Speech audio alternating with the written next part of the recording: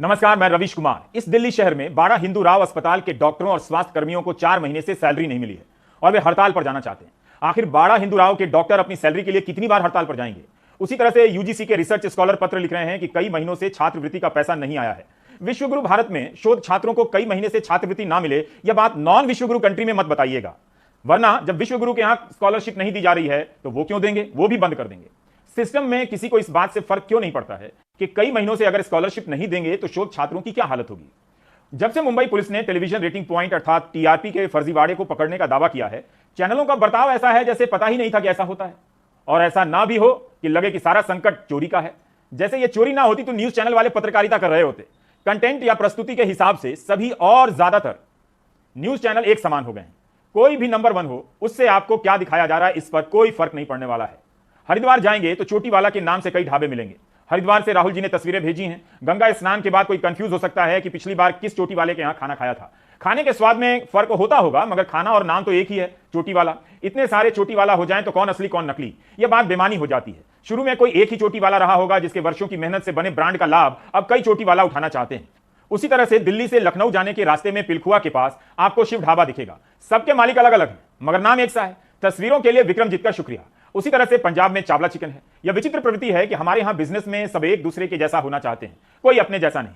इसलिए आप कई चैनलों के होते हुए डिबेट के टॉपिक या न्यूज आइटम में फर्क नहीं देखेंगे। न्यूज चैनल चोटीवाला सिंड्रोम या शिव ढाबा सिंड्रोम के शिकार हो चुके हैं। कोई एक मुद्दा होता है और उसे लेकर कई चैनल चोटीवाला या शिव ढाबा बनने लगते हैं।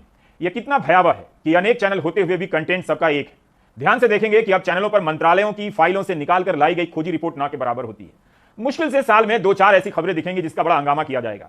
इसलिए सब डिबेट टॉपिक चाहते हैं ताकि चोटीवाला ढाबा का बोर्ड लगाकर वही माल बेच सकें। तबलीग जमात, सुशांत सिंह राजपूत या रफाल या हाथरस के कवरेज में सारे चैनल अब एक समान दिखने लगे।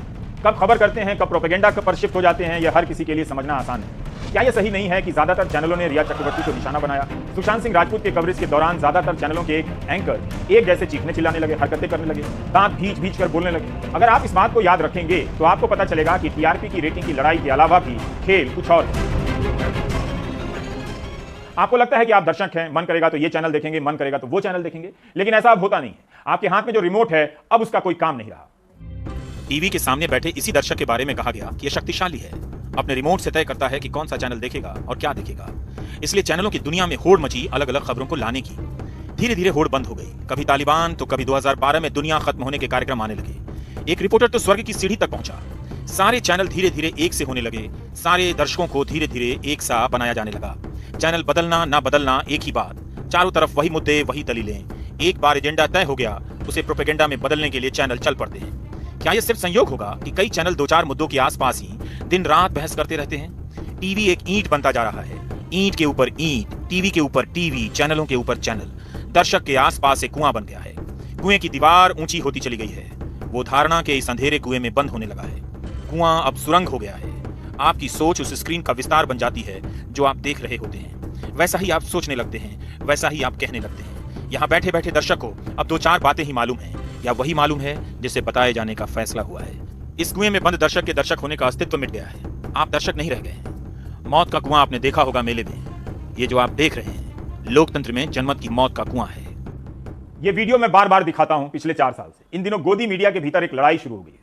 इस लड़ाई का फायदा उन्हें हो सकता है जिन्होंने मीडिया को गोदी मीडिया बनाया है। वे कहेंगे ये लोग ऐसे ही हैं, हमारा तो कोई कसूर नहीं है, हम तो जी प्रेस फ्रीडम में यकीन रखते हैं। टीआरपी मीटर के नाम पर जो चैनल हमलावर हो रहे हैं वो पत्रकारिता की लड़ाई लड़ रहे होते तो उनके यहाँ पत्रकार प्रशांत कनौजिया और केरल के पत्रकार एस कंपन की गिरफ्तारी का भी मसला छाया होता, जो कि नहीं है। एक ट्वीट के लिए प्रशांत कनौजिया महीने भर से जेल में है और एस कंपन पर आतंकवादियों पर लगने वाली धारा लगा दी गई है यूएपी।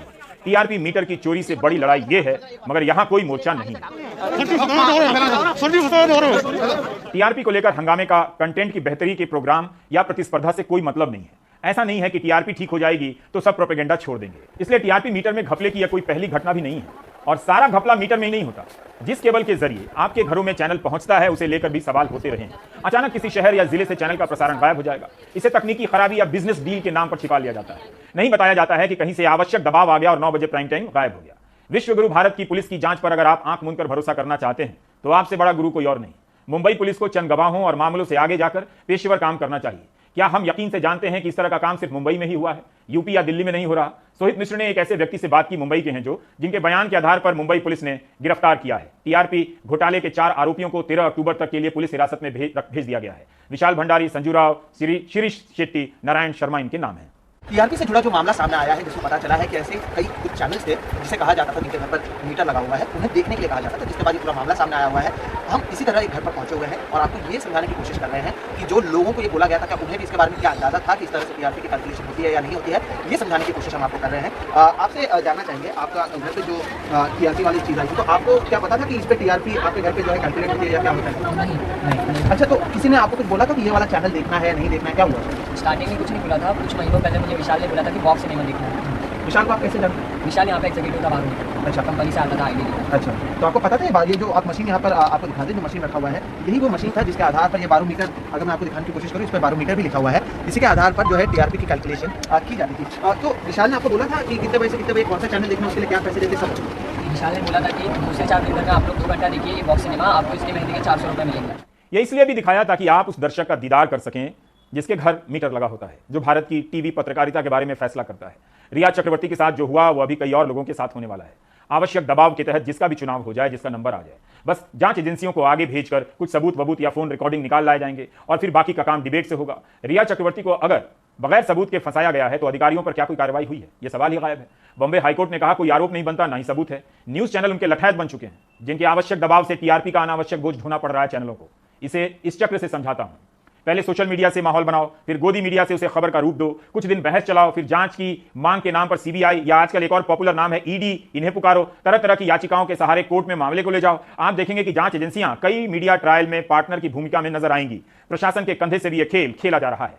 भारत का मीडिया पतन का आनंद ले रहा है। कीचड़ में करवट बदलने से दूसरी तरफ डनलप का गद्दा नहीं मिल जाता है, कीचड़ ही मिलता है। सुशांत सिंह राजपूत के मामले में 3 महीने से विश्वगुरु भारत में कवरेज हो रहा है और आप देखिए कि इसकी जांच एजेंसियां 3 महीने में कोई ठोस नतीजे पर नहीं पहुंच सकी। ये तो इनका लेवल है।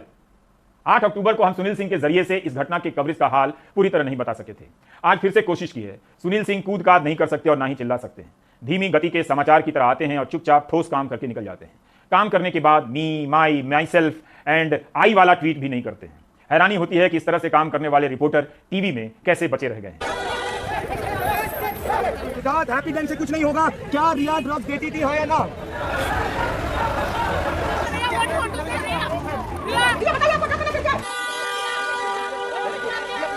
नमस्कार, मैं सुनील सिंह। मैं तकरीबन 20 सालों से इलेक्ट्रॉनिक मीडिया में हूं। इस दौरान मैंने मीडिया कवरेज में कई बदलाव देखे, लेकिन 14 जून के बाद जो बदलाव देखा वो भयानक है। एक व्यक्तिगत त्रासदी को कैसे मीडिया की रंगीन कहानी में बदला जाता है, कैसे उसमें सियासी रंग डाले जाते हैं और कुल मिलाकर एक तकलीफ को कैसे तमाशा में बदला जाता है, ये सब हमारे सामने घटता रहा। 14 जून को सुशांत सिंह की खुदकुशी की खबर जंगल की आग की तरह फैली थी। फिल्मों की दुनिया दुखी थी, परिवार टूटा हुआ था कि सुशांत ने खुदकुशी का रास्ता चुना।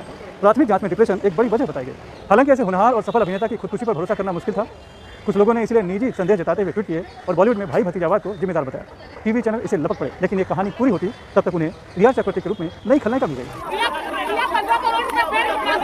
रिया चक्रवर्ती नाम की वो लड़की जो सुशांत की दोस्त थी और उसके साथ रह रही थी, अब कत्ल, सनसनी और ग्लैमर का वह फार्मूला सामने दिख रहा था जिससे छप्पर फाड़ टीआरपी की उम्मीद बनती है।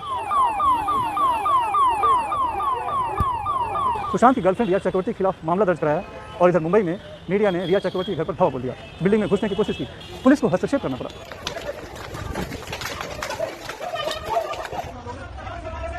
मीडिया कवरेज के दौरान आरोपियों का पीछा करना कोई नई बात नहीं है, लेकिन जिस तरह रिया चक्रवर्ती और उसके परिवार का पीछा किया गया वो बिना मुकदमा चलाए उन्हें दोषी साबित करने से कम नहीं था। ट्रैफिक से भरी सड़क पर पीछा करना, कार के बगल में कार ले जाकर अंदर बैठे लोगों को शर्मसार करना, सिग्नल पर कार रुकने के बाद शीशे को ठक करना, सवाल पूछना। हालात ये हो गए कि रिया चक्रवर्ती को पास के पुलिस थाने में जाकर अपने लिए सुरक्षा की मांग करनी पड़ी। उसने ट्वीट कर बुजुर्ग पिता को घेरे जाने का वीडियो भी साझा किया। लेकिन टीआरपी की होड़ में लगी बेशर्म मीडिया पर इसका कोई असर नहीं पड़ा। न्याय दिलाने के नाम पर तमाशा बढ़ता गया, यहाँ तक कि ये भी भूल गए कि कोरोना के संक्रमण का डर छाया हुआ है, सोशल डिस्टेंसिंग का पालन करना है। लेकिन ये सब हिदायतें तो सिर्फ दूसरों के लिए है, मीडिया के लिए थोड़ी। कहानी में नशे का एंगल जुड़ा तो मसाला कुछ और नशीला उठा। 6 सितंबर को रिया चक्रवर्ती जब पूछताछ के लिए नारकोटिक्स कंट्रोल ब्यूरो पहुंची तो जो तमाशा हुआ वो शर्मसार करने वाला था, लेकिन मजाल है किसी को शर्म आई हो। सुशांत सिंह राजपूत की मौत कुछ चैनलों के लिए सिंगल पॉइंट एजेंडा बन गया था। सुशांत को न्याय दिलाने के नाम पर जमकर नौटंकी शुरू हो गई। सांता क्रूज के जिस डीआरडीओ गेस्ट हाउस में बैठकर सीबीआई की टीम जांच और पूछताछ कर रही थी, वहां के तमाशे ने ट्रिपली लाइव को फेल कर दिया। जो भी कार उस गेस्ट हाउस में घुसे या बाहर निकले उसे रिपोर्टरों का झुंड कुछ इस तरह घेर लेता जैसे गिद्ध किसी लाश पर टूट पड़ते हैं। फिर उस कार में चाहे जो भी हो सबसे जवाब मांगा जाता और फिर कहा जाता कि किसी के पास कोई जवाब नहीं है, लेकिन हम न्याय दिला कर रखेंगे। हालात ये थे कि कोई भी कार रुकती, मीडिया वाले उसे घेर लेते, पूछता है भारत का दावा करने वाले कुछ ज़्यादा तेज निकलने की कोशिश करते हैं। ऑफिसर इस गाड़ी में मौजूद है।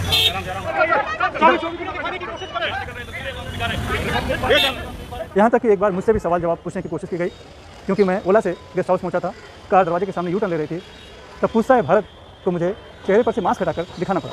तब सवाल पूछने वाला निरुत्तर हो गया। एक बार तो किसी पोस्टमैन से ही पूछने लगे कि वह क्या ले जा रहा है।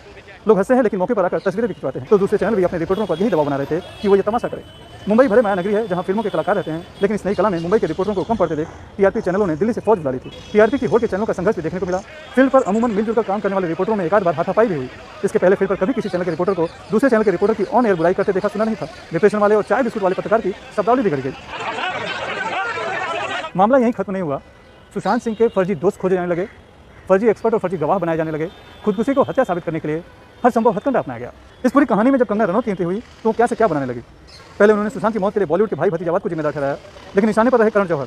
कहानी यही नहीं थमी, कंगना ने बाद में इसे हत्या करा दिया। मुंबई पुलिस के माफिया होने और सरकार से कंगना ने जो कहानी सुशांत से शुरू की थी वो खुद पर ले आई। आनंद फानन में केंद्र सरकार ने उन्हें वाई कैटेगरी की सुरक्षा भी दी थी। कंगना महाराष्ट्र के मुख्यमंत्री से तू तड़ाकर बात करने लगी। कंगना अब तक सुशांत को भूल चुकी थी। अब उनका दफ्तर उनके लिए सब कुछ था। वो उजड़ा तो मीडिया को तो मानो खजाना मिल गया। टूटने की लाइव तस्वीरें और उसके बाद के बयानों ने बहुत मसाला दे दिया था। कंगना के दफ्तर के तोड़ फोड़ दिखाने की होड़ गई। कोई जेसीबी पर चढ़ रहा था तो कोई दीवार पर। रिपोर्टरों के हाथ पैर भी टूटे। ड्रामा करने और दिखाने का जोर मेरे ऊपर कभी नहीं था, इसलिए वहाँ मैं एक दर्शक भी था। कई रिपोर्टर इस सबसे इत्तेफाक न रखते हुए भी इस होड़ में थे। शायद उनके पास कोई और चारा नहीं था, लेकिन टीवी रेटिंग का पानी सर से ऊपर होता नजर आ रहा था। शायद टीवी की दुनिया इस गंदे तालाब से बाहर आना चाहे। एक उम्मीद से ज़्यादा मैं इसकी कामना करता हूँ। मैं से कैमरामैन राजन दयाल के साथ सुनील सिंह, NDTV इंडिया के लिए। जून के महीने में सुनील सिंह की तारीफ करता तो आप कहते कि सहयोगी हैं तो कर रहा हूं, इसलिए 3 महीने बाद कर रहा हूं। सुनील सिंह ने कितना कुछ झेला होगा अब समझ में आ रहा है। उनके जैसे रिपोर्टर की नई पीढ़ी तैयार करने की प्रक्रिया न्यूज़ चैनलों में बंद हो चुकी है। मैं उनसे न जाने कितने साल से नहीं मिला, लेकिन उनके काम का सम्मान धीरे धीरे बढ़ता ही रहा है। सलाम दोस्त। और अब अनिंद्यो चक्रवर्ती से बात करते हैं, जो टीआरपी की दुनिया को ठीक से समझते हैं। सिर्फ मीटर के खेल को नहीं, बल्कि टीआरपी एक चार्ट की तरह आता है। कई छोटे छोटे आंकड़े होते हैं, संख्या होती है। इसे पढ़ने के लिए एक अलग किस्म का हुनर चाहिए, जिसमें अनिंद्यो ठीक ठाक माहिर आदमी हैं। हमारे साथ अनिंद्यो हैं जो टीवी और टीआरपी के चार्ट को ठीक से समझते हैं। अनिंद, मान लेते हैं कि 40-44 हज़ार घरों में टीआरपी मीटर लगा हुआ है। कई बार मैं ये जानना चाहता हूं कि अगर चैनल ए नंबर 1 है तो 40,000 में से कितने घरों में जो मीटर है, 40,000 में से क्या उसे 2 मीटर ने ही नंबर 1 बनाया, या 40,000 में से उसे 2,000 मीटर ने उसे देखा और उसे नंबर 1 बनाया? मैं अगर हिंदी न्यूज ले लूं रवीश, तो मैं आपको कहूंगा कि ज्यादा से ज्यादा हर दिन में 3 से 3-3.5 हजार या 4,000 भी आप ले लो, उससे ज्यादा हिंदी न्यूज में मीटर एक्टिव नहीं होते हिंदी न्यूज देखने में। 40,000 में से मैं बहुत ज्यादा कह के 4,000 कह रहा हूं, हो सकता है एक्चुअली वो 3,000 के आसपास होगा, उससे ज्यादा नहीं होगा, 3-3.5 तो अब आप देखिए कि एवरेज औसतन एक व्यूअर हिंदी न्यूज 15 मिनट देखता है ना। अगर मैं 50 लोगों को 5 घंटे दिखा दूं तो मैं आपको एक आइडिया दे रहा हूं, मैं लोग नहीं 50 घरों को 50 मीटर में हर आदमी को 5 घंटे दिखा दूं, मैं एक आइडिया दे रहा हूं। हिंदी न्यूज में अगर किसी चैनल का 20% मार्केट शेयर है, उसका 26% हो जाएगा, 26% हो जाएगा उससे, मतलब 30% बढ़ जाएगा। इंग्लिश न्यूज में वही चीज इंग्लिश न्यूज में अगर 50 घरों को मैंने मैनिपुलेट किया, डिटेल में आपको पता नहीं है, सारा कैलकुलेशन मैं दे सकता हूं, लेकिन मैं आपको बोल रहा 50 घरों में मैं मैनिपुलेट कर दूं, है ना, तो इंग्लिश न्यूज में जिसका 20% है वो कितना होगा, मैं आपको गेस करने को कोई 70-80 50%, 70 बिल्कुल 80% उसका मार्केट शेयर हो जाएगा, 4 गुना, सिर्फ 50 घर। बाकी लोग जो दिखा रहे हैं उससे कोई फर्क नहीं पड़ता। 50 घरों से आप 80% मार्केट शेयर ला सकते हैं, 20 से 80 कर सकते हैं, ये है गेम। जितना छोटा होगा मार्केट, इंग्लिश न्यूज कम लोग देखते हैं, उतना आसान है मैनिपुलेट करना, हिंदी न्यूज ज्यादा लोग देखते हैं, उतना डिफिकल्ट। 40,000 मीटर एक्टिव हैं, उसपे से जो हिंदी न्यूज चैनलों के 20-15 जो भी चैनल हैं, उनके लिए सिर्फ 2,000 चैनल मीटर ऑन है, जिस पर ये 15-20 नहीं, मैं किसी भी एक चैनल की बात कर रहा हूं, हिंदी में किसी भी एक लीडिंग चैनल की ले लीजिए, जो टॉप 3 चैनल है उसकी बात कर रहा हूं, उसमें मैक्सिमम 9-9.5 हजार लोग डिस्ट्रीब्यूटेड। अगर मैं बोलूं कि हर घर में 2 लोग ही देख रहे हैं, फिर भी 5,000 भी मीटर नहीं है जो लीडिंग किसी हिंदी न्यूज चैनल को। मैं कहूंगा 4,000 3,500 से ज्यादा हो नहीं सकता डेली बेसिस, ठीक है, जो देख रहे हैं। अब मैं कैलकुलेट करता हूं, मैं अब नंबर मीटर हटा, मैं अब सोचता हूं रवीश की अगर 50 ऐसे मीटर हो जिसका लीक हो जाए इन्फॉर्मेशन और उसको रिग किया जाए। अब कैसे रिग होता है, हम जानते हैं कैसे रिग होता है, इस पे एनडीटीवी ने केस भी फाइल किया हुआ है। क्या होता है कि आप जाते, चैनल का कोई कंसल्टेंट फिक्सर जाता है और वो जाकर कहता है कि ये लो बड़ा सा सैमसंग का 48 इंच का टीवी, तुम रहते हो शारदरा में, करावल नगर में या धारावी में कहीं पे, तुम्हारे पास तो ये छोटा है 20 इंच का टीवी है और इस पे क्या देखोगे, अच्छा ये वाला देखो, इस पे क्रिकेट बहुत अच्छा दिख पाएगा और मूवी भी अच्छा दिखेगा। ये जिसपे मीटर लगा हुआ है ना, इस पे मेरा जो चैनल है इसको 5-5 घंटे देख लेना। 4 लोग हैं आपके घर में, 4 लोग 5 घंटे इसको देख लो, इसका इंपैक्ट क्या होगा। 50 अगर ऐसे हाउस होल्ड मुझे मिल जाए, 5-5 घंटे वो देखे, और तो इसका इंपैक्ट होगा जनरल एंटरटेनमेंट चैनल जिसका 20% अगर वो है तो वो जाकर 21.5 पे पहुंच जाएगा, मतलब 1.5% के आसपास उसका फायदा है। आप पूछ सकते हैं रवीश की 1.5% से क्या होगा, कुछ नहीं हो सकता। जी हाँ हो सकता है, क्योंकि रेस इतना टाइट है ना कि आप 1.5% में सेकंड नंबर 2 से नंबर 1 हो सकते हैं। और आपको कोई भी चैनल का सेल्स का आदमी बता देगा आपको कि नंबर 1 होने से आपका फायदा बहुत होता है। लीडरशिप प्रीमियम बोलते हैं, वो प्रीमियम भी आपको मिल जाता है। अगर मैं हिंदी न्यूज देखूं, जैसे एनडीटीवी इंडिया, तो हिंदी न्यूज में अगर ऐसे ही 50 घरों में कहा जाए कि 5 घंटे देखिए सब लोग, तो क्या होगा? उसका इंपैक्ट आएगा 6%। 20% वाला जो चैनल है उसको 26% उसका रेटिंग बन जाएगा। ठीक है, मतलब 30% उसका रेटिंग बढ़ गया। अगर वो नंबर 4 पे है, वो नंबर 1 पहुंच। एक मिनट मैं यहाँ रोकना चाहूंगा कि आपने हाँ। बताया कि 2000 मीटर ही न्यूज हिंदी न्यूज चैनल देखते होंगे। 2000 होगा, 3000 होगा, 3000 होंगे, 3.5 होगा, लेकिन 3.5 अगर आप ले चाहें लीजिए। तो सिर्फ उनमें से 50 मीटर को फिक्स कर दें और 5-5 घंटा देखा जाए तो एक घर में 2500 मीटर वाले घर में, उससे ज्यादा घर में कोई एक चैनल देखा जाता है। लेकिन 50 मीटर वाले घर में अगर एक चैनल देखा जाता है और 6 घंटे देखा जाता है तो 50 मीटर वाला नंबर 1 हो जाएगा और 2500 मीटर वाला नीचे चला जाएगा। ये आपने कहा? बिल्कुल बिल्कुल नीचे चला जाएगा, सीधी बात है। क्योंकि 6% का इंपैक्ट आपका है सिर्फ 50 लोगों को 50 घरों में 210 लोगों को 5 घंटे दिखाने का इंपैक्ट ये है। मैं लास्ट 13 हफ्ते का डेटा लेकर एवरेज करके आपको बोल रहा हूं। ठीक है, थोड़ा इधर उधर होगा, उससे फर्क नहीं पड़ता है। लेकिन अगर आप नंबर 4 है, आप नंबर 1 बन सकते हैं। आप नंबर 5 है, नंबर 9 है, तो आप नंबर 5 बन सकते हैं। सोल्यूशन क्या हो इनकी? क्या उस तरह से जैसे YouTube में आप लाइव नंबर देख रहे होते हैं, या कोई सेंसर लगाया जाए जहां 30,000 मीटर की जरूरत ना हो, कोई और ज्यादा बड़ा सैंपल इस देश से लिया जा सके? इसका बहुत अच्छा एक्सक्यूज होगा, लोग बोलेंगे कि देखिए इसमें प्राइवेसी लोगों का है, हम कैसे केस की उससे ले लें। सारे डीटीएच डिजिटाइज्ड है, सबको पता है। जितने भी घरों में डीटीएच है वो तो सीधा आता है ना। वो तो डीटीएच वाले को तो पता है ना आपने कितने देर कौन सा चैनल देखा। आप कोई चैनल ज्यादा नहीं देखा तो वो ऑफ हो जाता है, आपको फोन लगाना पड़ता है, मिस कॉल लगाना पड़ता है कि वो वापस आए। उनके पास तो डेटा है, सारा डिजिटाइज्ड है। आज कोई प्रॉब्लम नहीं है, एक कोई चिप डालो या सेट टॉप बॉक्स को एक बार में बदलो, सारा डेटा 84 करोड़ लोगों का डेटा आपके घर में आएगा, हाथ में आएगा। 84 करोड़ का छोड़ दीजिए, कम से कम 20 करोड़ घरों का जहां पे आपका टीवी चलता है उसका तो डेटा आपके पास आएगा। आप इसको कह दीजिए कि नहीं हम सबको नहीं देंगे क्योंकि प्राइवेसी है, आप रजिस्टर कर सकते हैं। आप कह सकते हैं कि आपका एनोनिमसली आपका डेटा शेयर होगा, लोगों को पता नहीं चलेगा कौन है, सिर्फ आपका सोशल प्रोफाइल होगा, आप मेल है फीमेल है, एज, बस आपका नाम नहीं पता चलेगा, आप कहां से है ये नहीं पता चलेगा। मेरा एक और, मैंने कल भी आपको कहा था, मैं सिर्फ 30 सेकंड होगा कि एक तरीका है, जैसे अगर मैं कह रहा हूं कि न्यूज लोग कम देखते हैं, एंटरटेनमेंट ज्यादा देखते हैं। अगर रवीश कुमार का शो हो चैनल पर, मैं नहीं कह रहा हूं वो नंबर 1 होगा, क्योंकि जहां पे सुशांत सिंह राजपूत, ये वो कंगना, वो हो सकता है ज्यादा लोग देखें, ठीक है। लेकिन रवीश कुमार का रेटिंग 5% की जगह 20% होगा, 15% होगा। अगर रवीश कुमार का रेटिंग जिस दिन 15% पे पहुंच जाए, है ना, मुझे पता नहीं आजकल आप लोग रेटिंग देखते भी नहीं, हम तो देखते रहते हैं, हाँ बिल्कुल, तो 15% पे पहुंच जाए तो बाकी लोग भी कह रहे हैं अरे ये रवीश तो 15% ला रहा है, तो मुझे ये सब दिखाने की क्या जरूरत है। घर जाता हूँ, बच्चे भी शर्माते हैं मुझसे, मैं जो दिखाता हूँ, है ना, तो रवीश कुमार वाले दिखा देता हूँ। इसलिए रवीश कुमार का शो ब्लॉक करना बहुत ज्यादा जरूरी है, क्योंकि रवीश कुमार तो सवाल उठा रहा है। अगर सवाल उठाने से रेटिंग आ जाए तो बाकी भी सवाल उठाएंगे। चलिए समझ गया। अनिल देव, बहुत बहुत शुक्रिया आपका ये जानकारी देने के लिए।